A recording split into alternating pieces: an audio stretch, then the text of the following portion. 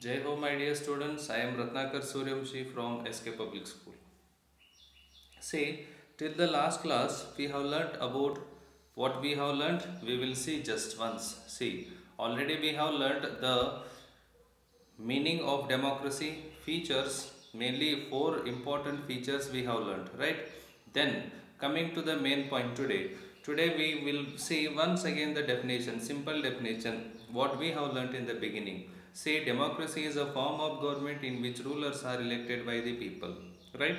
This is what we learnt already. But see, as already we have discussed, we have studied that this definition is not enough to learn about democracy, to explain about democracy without understanding, without explanation about the key features. So that's why we can come to know that democracy is a form of government. Democracy is a form of government in which rulers are elected by the people, take major decisions. First one I am telling, democracy is a form of government in which rulers are elected by the people. Only those rulers who are elected by the people, only those rulers take major decisions about the country, about the people. And then the second point, see, elections offer a choice and fair opportunity to the people to change the current rulers. See, about election, second one, according to the key features only it is. See, elections offer choice. Elections offer a choice and fair opportunity to the people, fair opportunity to the people to change current rulers, to change the present rulers.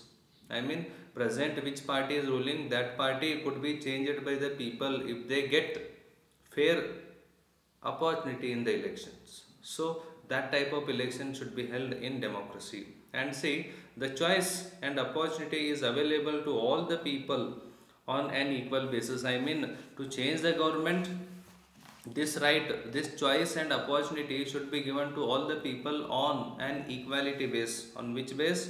On an equality or on an equal basis. This should be given. Third point it is. Then fourth one, the exercise of the choice or of this choice leads to a government limited by basic rules of the constitution and citizens' rights. I mean, the exercise of the rights by the people, it should restrict the government to work within the limitation of constitution and within the limitations of citizens' rights, within the limitations of fundamental rights of the people or citizens. So these are the 4 points we actually need to add to the meaning of, to the summary of democracy. So this is what we call democracy. Then next point we will go now. See, now we will learn why democracy. Why democracy is important here, right? Why democracy is important? By learning these, we can come to protect ourselves from the decisions of the government, from the bad decisions of the government. Democracy is required. One point it is, right, as we have learned. And then second one, to protect our basic rights, our fundamental rights also, there is a need of democracy. And to make people to aware and to make people to participate directly in the decision making process of the government. For this also we need democracy. So this type of various points we can add. So about those we will see. First we will learn what are the demerits of democracy. What do we learn? What are the demerits of democracy under the topic called arguments against democracy. Which one? Arguments against democracy, which means demerits of democracy, weaknesses of democracy. About those things we will learn. See, first one I am telling you now. See that leaders keep changing in a democracy. Leaders are keep changing in a democracy. This leads to instability of the government. Leaders are keep changing. Leaders keep changing in a democracy. Yes, and it leads to the instability. What is happening? See, you know that we can see that we have general elections once after every 5 years. But what is happening? You know that because of the political clashes, Political issues, leaders are being changed often and often after 1 year or after 2 years. Correct? No, there is no, we can't say at present, especially in the state governments. Correct? No, there is only one chief minister ruled for 5 years step with the stability. Correct? No, there are various instabilities. Because of that, leaders are changed. So leaders keep changing in democracy, and this leads to instability. When leaders are changed, each leader's plans, their policies are different. Because of this, there is no stability in the government, there is no strength in the government. So this is main demerit of the first demerit or argument against the democracy. Then second one, democracy is all about political competition and power play. Democracy is all about political competition and power play. And what? And power play, I am telling. So there is no scope for morality. I mean, manaviyate we call morality, naitikate. Correct? No, there is no scope for the morality in democracy. Why? Because in democracy, I am telling, electoral competition. It is just like a game. It is what? It is just like a game. It's like a power play. Political competition is like a power play. So that's why as it was a game, as it is a game, there is no scope for morality. This is also one of the important arguments against democracy. And the third one, so many people have to be consulted in a democracy that leads to delays. So many people have to be consulted to take one decision, to bring one law. You know that in India, what system we have. See, just for example, I am telling, to bring one law, to make one law, a bill has to be prepared and bill has to be presented in either the Lok Sabha or the Rajya Sabha for the first. Then after getting 1/3 of majority in both the houses, the bill has to be sent to the assent of the president. Then a bill becomes law. So it required much time. So this is what we call, so many people have to be consulted. So many people have to be consulted, and this leads to what? This leads to delays. I mean, it becomes very late to bring laws. Immediately we can't bring laws. And then next point. See, next point I am telling, elected leaders do not know what is the best interest of the people.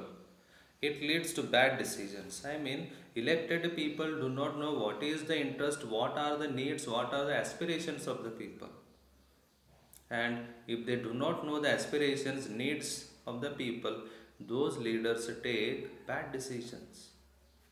It is correct only when we elect uneducated people, especially when we elect the people, those who are not aware about the changes, those who are not aware about the needs of the people.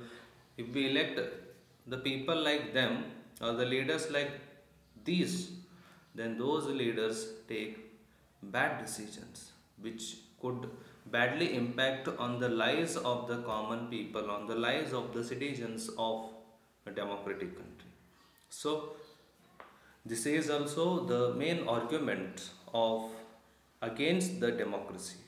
Then next one I am telling, democracy leads to corruption, for it is based on political competition or electoral competition. Obviously, it is true only, correct? No, democracy leads to corruption only, right?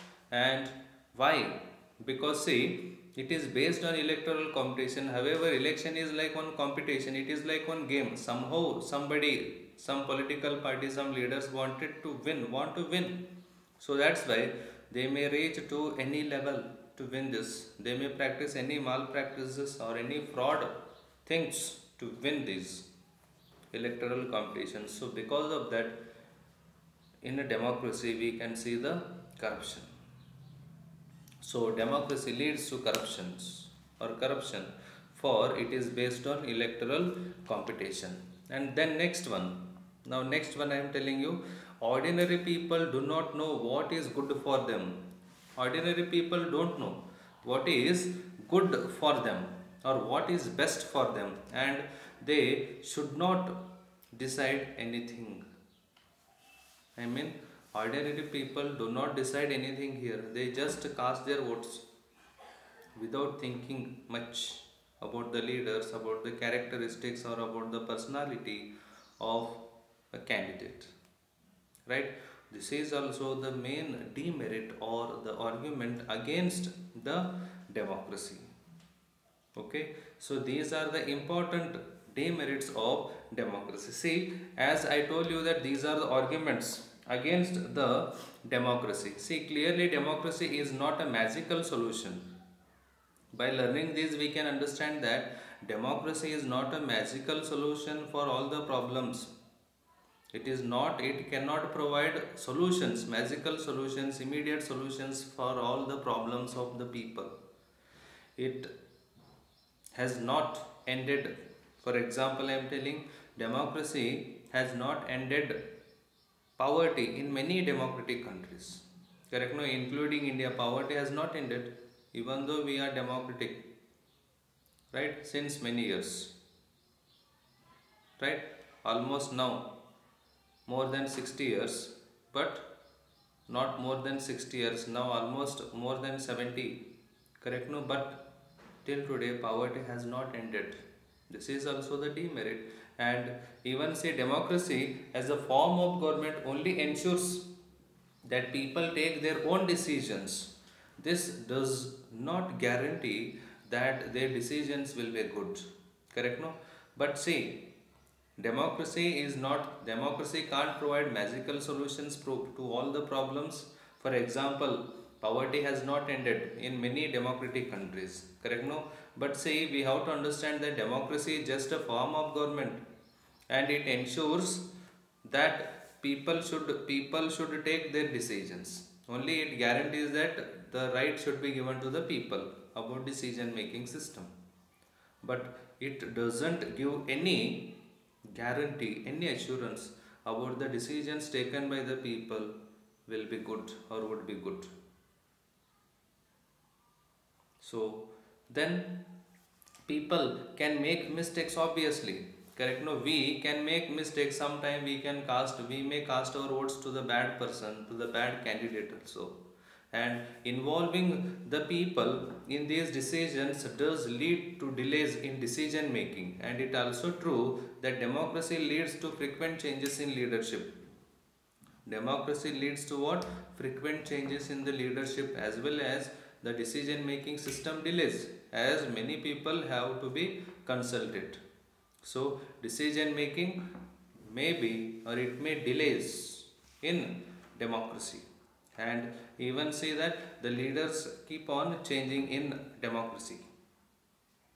And sometimes this can set back big decisions and affect the government's efficiency.